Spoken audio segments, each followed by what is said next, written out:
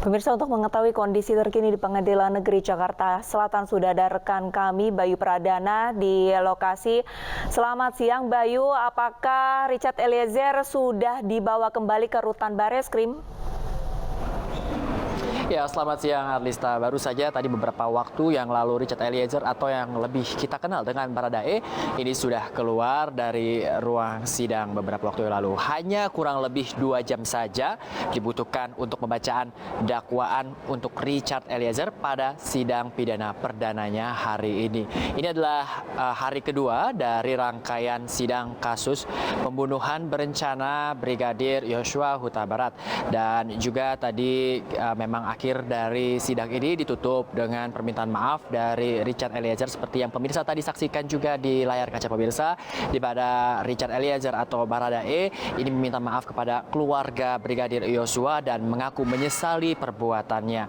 Sementara itu permintaan maaf dari Richard Eliezer ini juga ditutup dengan pernyataannya bahwa dirinya hanya sekedar anggota saja yang hanya bisa patuh kepada perintah dari jenderal. Dan tadi 2 jam pembacaan dakwaan sudah dilakukan oleh tadi ada sekitar 8 jaksa penuntut umum yang tadi juga sudah hadir untuk membacakan dakwaan pada persidangan perdana Richard Eliezer ini. Di antaranya yaitu ada Zuli Kartanjung, kemudian juga ada Faris Manalu, lalu ada Weni Valda maksud kami, lalu juga ada Yoga Pamungkas, lalu ada Henly, Didi Aditya Rustanto, Rudi Irmawan dan juga Sugeng Haryadi yang tadi membacakan beberapa hal, di antaranya yaitu langkah demi langkah kronologi dari terjadinya pembunuhan dari Brigadir Yosua Huta Barat dan juga sampai kondisi dari hasil otopsi dari Brigadir Yosua Huta Barat. Sementara itu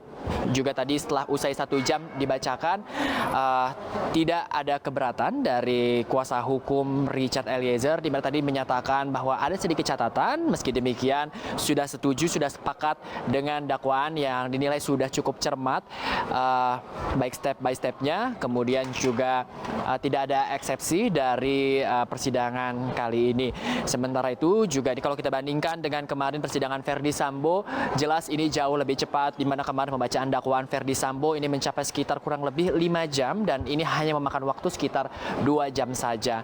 Kemudian meskipun tidak memiliki eksepsi yang dilontarkan pada hari ini, meski demikian tim kuasa hukum dari Richard Eliezer meminta kepada majelis hakim untuk dapat menghadirkan keempat terdakwa, yaitu adalah Putri Chandrawati, Verdi Sambo, Kuat Ma'ruf dan juga Ricky Rizal dalam 3 hari mendatang. Meski demikian tanggapan dari majelis hakim ini mengatakan bahwa jangan hanya 4 orang tersebut saja, tapi juga nantinya pihak dari Jambi atau keluarga dari Brigadir Yosua yang akan dihadirkan. Maka dengan demikian nantinya akan diberikan waktu selama sepekan untuk menghadirkan total ada 12 saksi yang rencananya akan dihadirkan. Meski demikian mengingat juga jarak dan juga kondisi pandemik yang masih ada, nantinya masih akan dikoordinasikan terlebih dahulu untuk menghadirkan saksi-saksi yang dari Jambi, apakah nantinya bisa dihadirkan secara langsung di ruangan sidang di Pengadilan Negeri Jakarta Selatan ataukah hanya akan menggunakan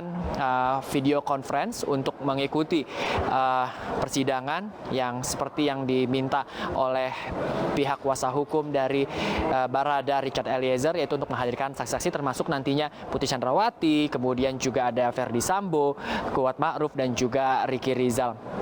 Dan nantinya rencananya juga dalam waktu sepekan ini akan pihak kuasa hukum dari Richard Eliezer ini juga akan meminta beberapa ahli untuk meringankan hukuman dari kliennya yaitu Richard Eliezer. Dan tadi juga Richard Eliezer disangkakan yaitu pasal 340 kemudian Jungto 50 ayat 1. Ada yang sedikit berbeda dibandingkan dari persidangan kemarin Verdi Sambo, di mana Verdi Sambo dikenakan pasal 340, subsider 338, Jungto 55 dan juga 56. Dan tentunya juga tadi yang hadir bukan hanya dari kuasa hukum dan juga jaksa penuntut umum saja, tapi juga ada LPSK yang juga tadi turut mengawal, meskipun tadi hanya bisa mengawal dari sisi belakang bangku saja.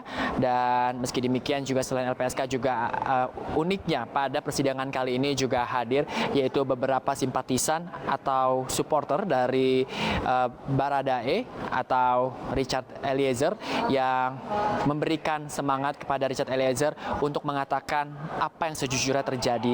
Dan memang kalau kita lihat apa yang diinginkan oleh para simpatisan ini sudah diberikan oleh Baradae atau Richard Eliezer dengan permintaan maafnya tadi pada akhir sidang. Dan tentunya apa yang membuat simpatisan ini bisa hadir dari berbagai daerah menuju ke Pengadilan Negeri Jakarta Selatan ini adalah dikarenakan sosok Baradae atau Richard Eliezer ini dinilai sebagai sosok yang terlibat hanya dikarenakan menjalankan tugas dari atasannya saja. Meski demikian, mereka juga berharap nantinya Baradae atau Richard Eliezer ini dapat dibebaskan dari hukum, atau jika memang dikenakan hukuman, maka hukuman yang dikenakan dapat lebih ringan dari biasanya. Dan besok rencananya persidangan atau peradilan ini akan kembali digelar di Pengadilan Negeri Jakarta Selatan untuk membahas yaitu dakwaan kepada kasus obstruction of justice. Ini masih terkait dari kematian Brigadir Yosua Huta Barat, dan kemudian juga Kamis juga akan kembali digelar untuk membacakan tanggapan dari kemarin adanya eksepsi dari pihak kuasa hukum Verdi Sambo dan lain-lain.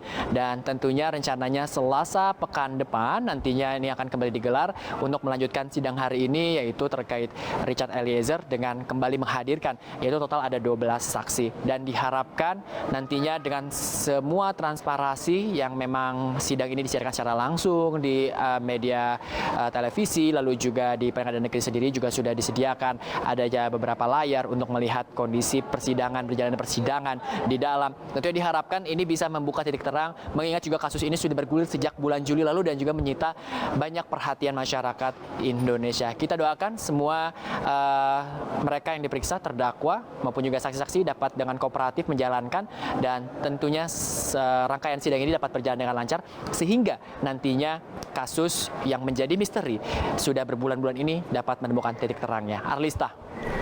Baik Bayu, mengenai agenda persidangan untuk besok, pukul berapa Bayu akan dimulai? Ini sudah hari kedua juga persidangan dilakukan, dan sama seperti kemarin rencananya besok juga masih akan sama. Persidangan di Pengadilan Negeri Jakarta Selatan ini akan dimulai pada pukul 10 pagi, dan tentunya seperti agenda-agenda seperti biasanya ketika mereka yang akan diadili ini sudah sampai di Pengadilan Negeri Jakarta Selatan, maka mereka tidak akan langsung memasuki ruang sidang.